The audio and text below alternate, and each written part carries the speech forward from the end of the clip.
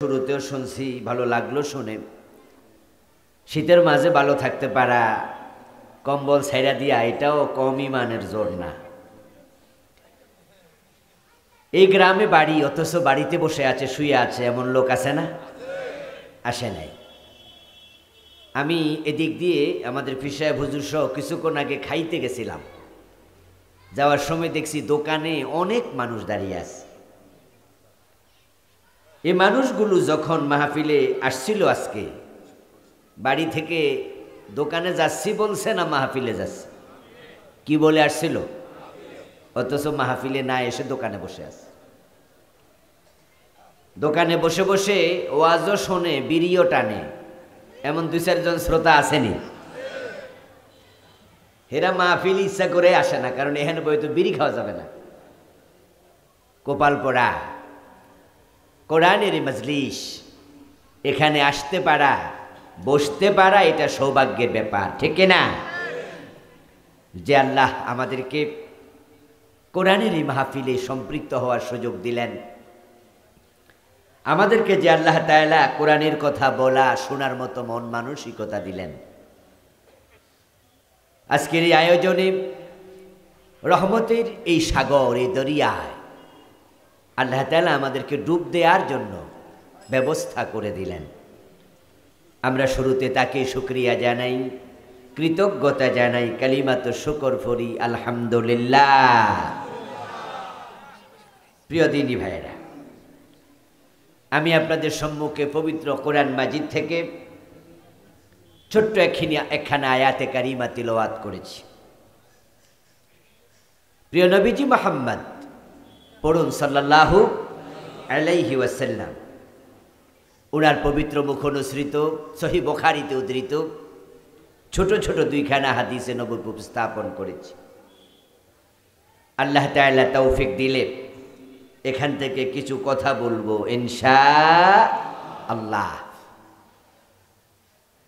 আমার তেলাওয়াতকৃত আয়াতে কারিমাতে মূলত আমাদের জীবনের ভীষণ কি করা উচিত, আল্লাহ তাআলা আমাদেরকে কি কর্মসূচি দিলেন, সে প্রসঙ্গেই আলোচনা করা হয়েছে। আমরা সকলে জানি যে আমাদের আদর্শ শুধু একজন, তিনি হলেন মুহাম্মাদুর রাসূলুল্লাহ সাল্লাল্লাহু আলাইহি ওয়াসাল্লাম।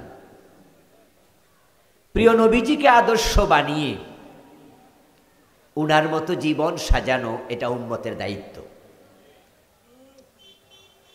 আল্লাহ নবী পৃথিবীতে কেন এসেছিলেন? রাসূলুল্লাহর জীবনের লক্ষ্য কি ছিল? উম্মত হিসাবে আমাদের দায়িত্ব কি? নবী মুহাম্মদকে অনুসরণ করে জীবন সাজানো প্রত্যেকটা উম্মতের জন্য আবশ্যক। রাসূলের জীবনের লক্ষ্য যেটা, উম্মতের জীবনের লক্ষ্য হবে হুবহু সেটা।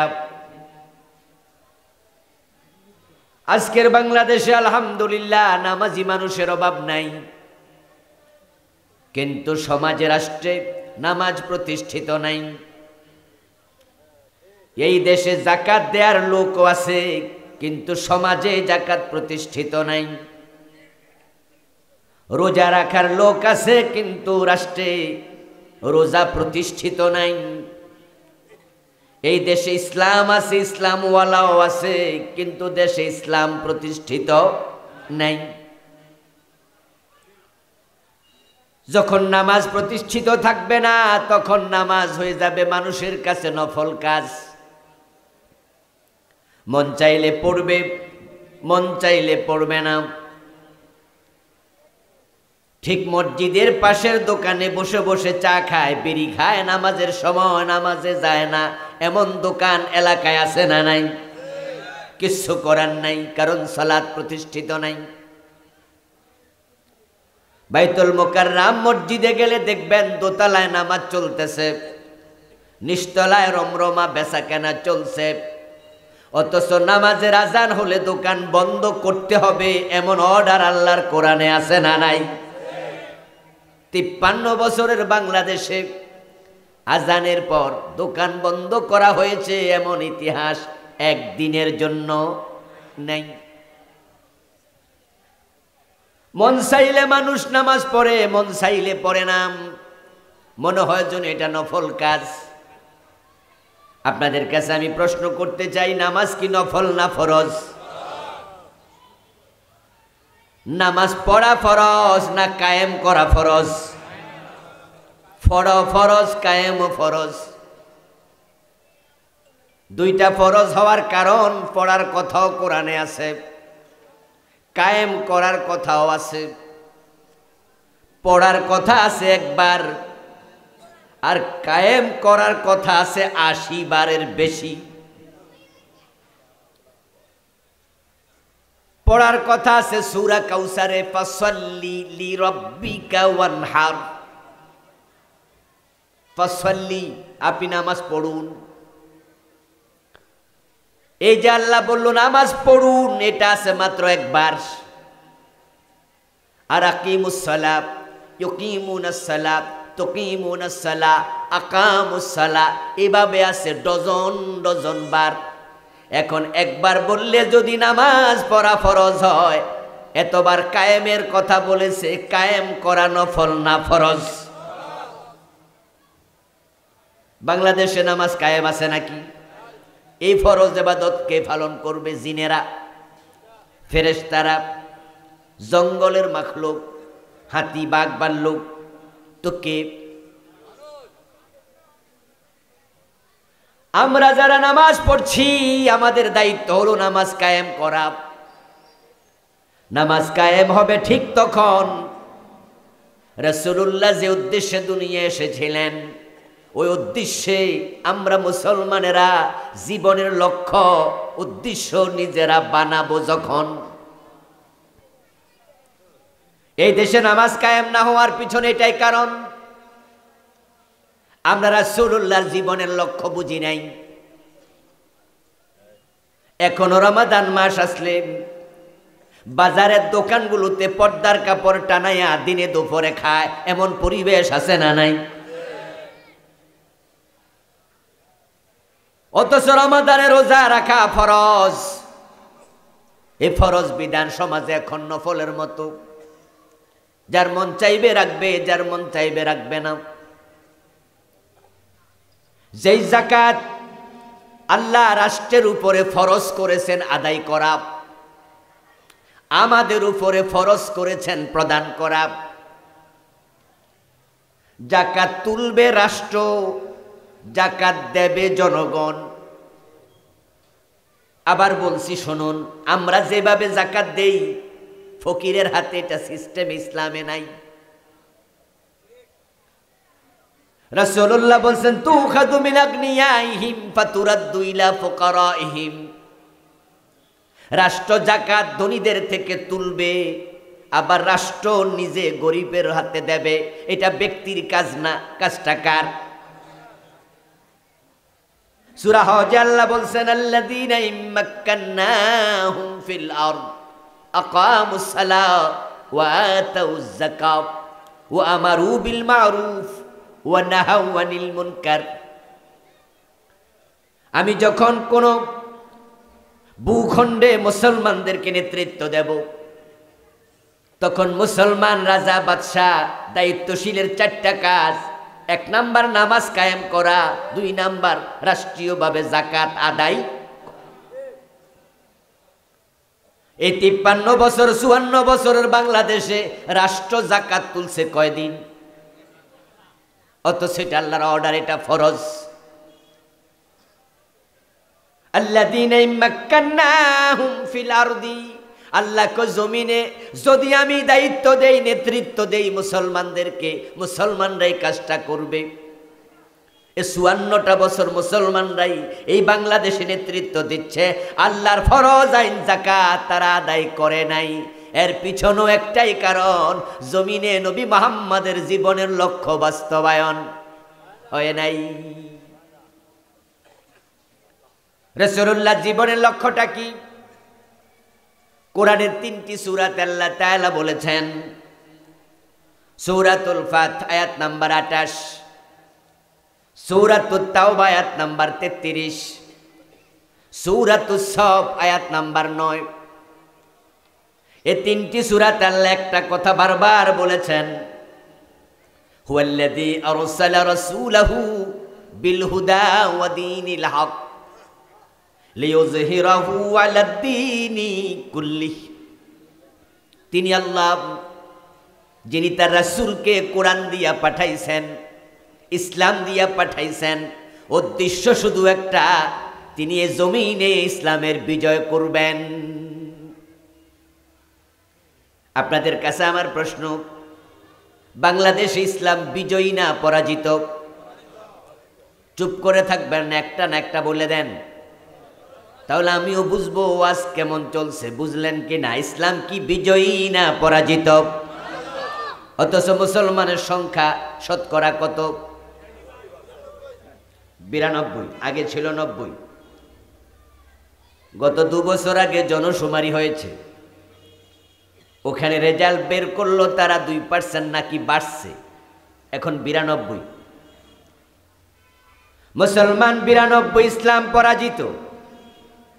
মানে দাঁড়ালো মুসলমানেরা তাদের দায়িত্ব পালনে ব্যর্থ, ঠিক না? এবার বলুন তো, আমাদের দেশে ইসলাম যে পরাজিত, হিন্দুদের কারণে, বৌদ্ধদের কারণে, খ্রিস্টানদের কারণে, নাকি আমাদের অবহেলার কারণে? এখানে আপনারা যারা আছেন তারা আমার কথা একটু জবাব দিয়েন। আমরা মুসলমানরা যদি এদেশে ইসলাম কায়েম করতে চাই, এদেশের হিন্দুরা কি আমাদের বিরুদ্ধে লাঠি নিয়ে দাঁড়ানোর সাহস আছে?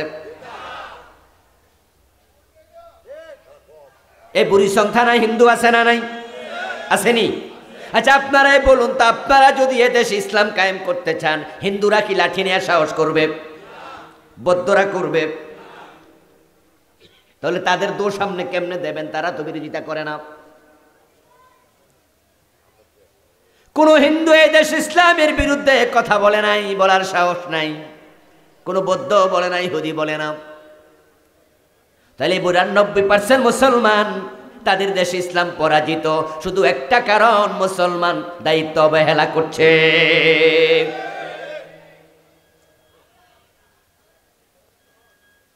অথচ রাসূলুল্লাহ সাল্লাল্লাহু আলাইহি ওয়াসাল্লাম বলছেন, আল ইসলামু ইয়ালু ওয়া লা ইউলা। ইসলাম বিজয়ী হতে এসেছে, ইসলাম পরাজিত হতে আসে নাই। ইসলাম এমন একটা ধর্ম যেটা কখনো পরাজয় স্বীকার করে না। যেই যুগে ইসলাম এসেছিল, সব নবী ইসলামকে বিজয় করেছে। আল্লাহ তাআলা দাউদ আলাইহিস সালাম, হযরত সুলাইমান আলাইহিস সালাম, জুলকারনাইন, নবী মুহাম্মদ সাল্লাল্লাহু আলাইহি ওয়াসাল্লাম, রাসূলুল্লাহর পর আবু বকর, ওমর, ওসমান, আলী। তাকায়া দেখেন, মুসলমান যেখানে ছিল সেখানে বিজয় তাদের পায়ে চুমো দিয়েছে। আল্লাহ তাআলা দ্বীনের সাথে যারাই টক্কর লাগাইছে, দুশ্মনী করছে, আল্লাহ তাদেরকে লাঞ্ছিত করেছেন। ফেরাউনরে পানিতে ডুবাইছে, নমরুদরে জুতার বাড়ি খাওয়াইয়া মারছে। ইসলামের সামনে দাঁড়ায়া কেউ বিজয়ী হতে পারে নাই। আপনি ইসলামের ইতিহাস দেখুন, 1000 বছর ইতিহাস, 2000, 5000 বছর দেখুন। নূহ আলাইহিস সালামের সময় যারা নবী নূহের গায়ে হাত দিয়েছিল, উনাকে নির্যাতন করেছিল, উনাকে ঠেকানোর জন্য টক্কর লাগাইছে, আল্লাহ তাআলা সবগুলাকে প্লাবন দিয়া পানিতে চুবাইয়া মারছে। নূহের যুগের প্লাবনের কথা আল্লাহর কোরআনে আছে না নাই? আল্লাহ নিজে বলছিল, এমন প্লাবন এসেছিল, আকাশ থেকে পানি অঝরে বর্ষিত হলো, এবং রান্না করার জন্য মহিলারা যে চুলা বানাইছে, ওই চুলার ছিদ্র দিয়ে পানি বের হয়েছে, পাহাড় পর্বত ডুবে গেছে। শুধু নবী নূহ আলাইহিস সালামের সঙ্গীরা ছাড়া বাকি সবাই ডুবে মরে গেছে। হযরত নূহ আলাইহিস সালাম বিজয়ী হয়েছিলেন, জালেমরা হয়েছে পরাজিত। ইব্রাহিম আলাইহিস সালামের সাথে নমরুদ টক্কর লাগাইয়া দিল। এবং টক্কর লাগানোর এক পর্যায়ে গিয়া সে এতটা অহংকারী হলো, নিজেকে ইব্রাহিম আলাইহিস সালামের সামনে খোদা দাবি করে বসেছে। কোরআনে আল্লাহ বলেছেন, আলাম তারা ইলাল্লাযী হাজ্জা ইব্রাহিম ফি রাব্বিহি আন আতাহুল্লাহুল মুলক।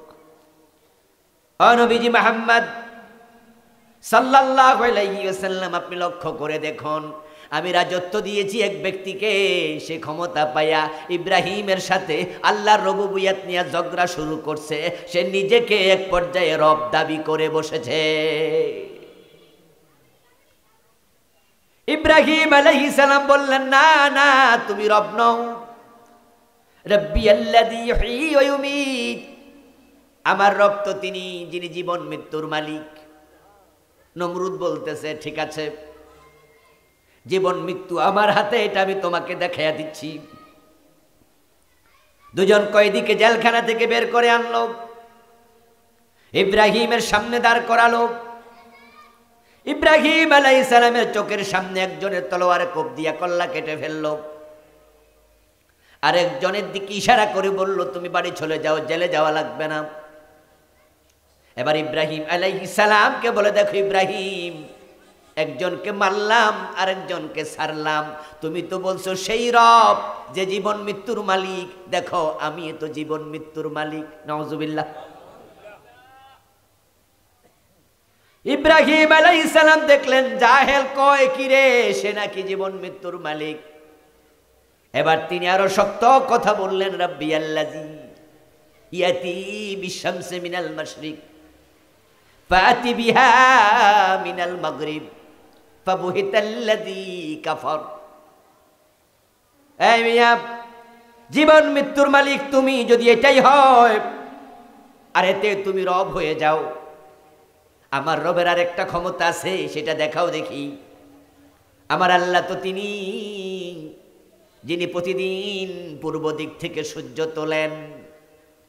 তুমি যদি রব হও, তাহলে তুমি পশ্চিম দিক থেকে সূর্য তুলে দেখাও। এবার নমরুদ বলতেছে, সম্ভব না, এটা আমি পারি না। ফাবুহিতাল্লাযী কাফার, এই কাফের এবার কিং কর্তব্য বিমূঢ় হয়ে গেল, চুপসে গেল। ইব্রাহিমের সাথে টক্কর দিতে দিতে এক পর্যায়ে গিয়া সীমালঙ্ঘন যখন করল, তখন ইতিহাস আপনাদের জানা আছে, ঠ্যাং ভাঙ্গা মশা নাকের ভিতর দিয়া ঢুকাইয়া দিয়া আমার আল্লাহ জুতার বাড়ি খাওয়াইয়া নমরুদকে পৃথিবী ছাড়া করে দিয়েছে। মূসা আলাইহিস সালামের সাথে টক্কর লেগেছে ফেরাউন।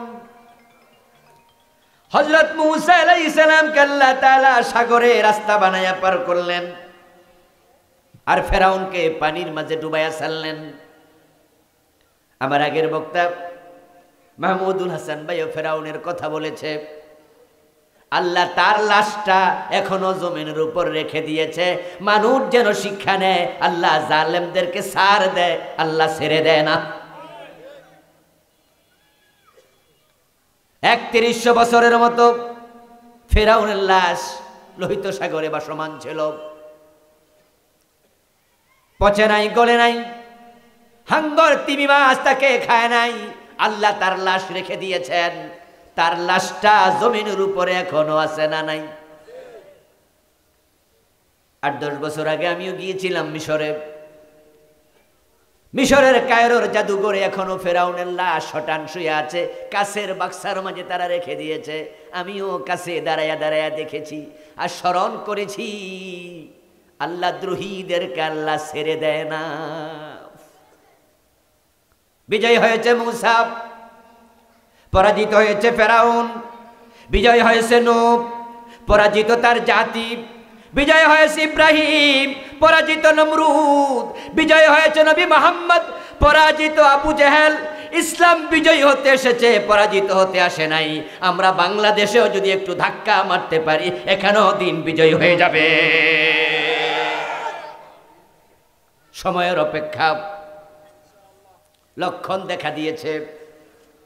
আমরা আশাবাদী, কারণ আগে ইসলামওয়ালারা বাংলাদেশে কথা বলতে ভয় পেত। আলহামদুলিল্লাহ এমন পরিবর্তন আসছে, এখন জালেমরা মাথা নত করে থাকে, তারা ভয়ে কথা বলে না। আমরা আলেমরা এখন বুক ফুলে মাথা উঁচু করে কথা বলি।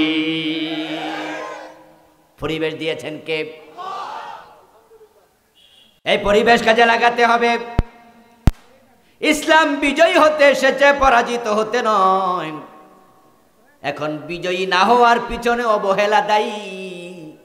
আর এই অবহেলা করা অবস্থায় যদি মারা যান, আল্লাহর সামনে আপনাকে জবাব দিতেই হবে। নবীজি মুহাম্মদ সাল্লাল্লাহু আলাইহি ওয়াসাল্লামকে দিন বিজয়ের দায়িত্ব দিয়ে আল্লাহ পৃথিবীতে যখন পাঠালেন, ওই যুগের নাম ছিল আইয়ামে জাহিলিয়া। মানুষগুলো এতটাই খারাপ ছিল যে তারা নিচে নামতে নামতে এত নিচেই নেমেছিল, যার নিচে নামার কোনো জায়গায় বাকি আর ছিল না। হানাহানি, মারামারি, কাটাকাটি, চিন্তাই, খুন, ধর্ষণ, অপহরণ, মেয়েদেরকে জীবিত প্রথিতকরণ, এমন কোনো অন্যায় নাই যেটা তারা করত না। কিন্তু রাসূল যখন কোরআন নিয়ে আসলেন, কোরআন সমাজে বিজয়ী হয়ে গেল। আমার রাসূল আইয়ামে জাহিলিয়ার নাম পরিবর্তন করে খায়রুল কুরুন নাম রেখে দিয়েছেন। তিনি বলেছেন, খায়রুল কুরুনি কারনি। ও দুনিয়ার মানুষ, তোমরা বলছো এটা জাহিলিয়ার যুগ, আমি নবী মুহাম্মদ বলে এটা দুনিয়ার সেরা যুগ। সুবহানাল্লাহ পড়েন। এটা দুনিয়ার সর্বশ্রেষ্ঠ যুগ। এমন পরিবর্তন হয়েছে অর্ধ দুনিয়া। হযরত ওমর যখন শাসন করেছেন, ওমর গাছতলায় একা একা ঘুমাইয়া থাকতেন, বডিগার্ডের প্রয়োজনই ছিল না। শান্তি এমন ভাবে এসে গেছে। মদিনা থেকে হযরত ওমর জেরুজালেম একা একা চলে গেছেন সফর করতে, 1000 কিলোমিটারের বেশি। শুধু ওটের রশি টানার জন্য একজন চাকর, সাথে কোনো বডিগার্ডের প্রয়োজন ছিলই না। যে আরবের মানুষ 2 দিন 3 দিন 5 দিন পর্যন্ত না খেয়ে থেকেছে, খাবারের অভাব ছিল, অভাবে চুরি ডাকাতি করত। কিন্তু ওমরের যুগে ইসলামের ইতিহাসে পাওয়া যায়, জাকাত বিভাগের কর্মচারী জাকাতের টাকা কাঁধে নিয়ে ঘরে জাকাত খাওয়ার লোক আর নাই।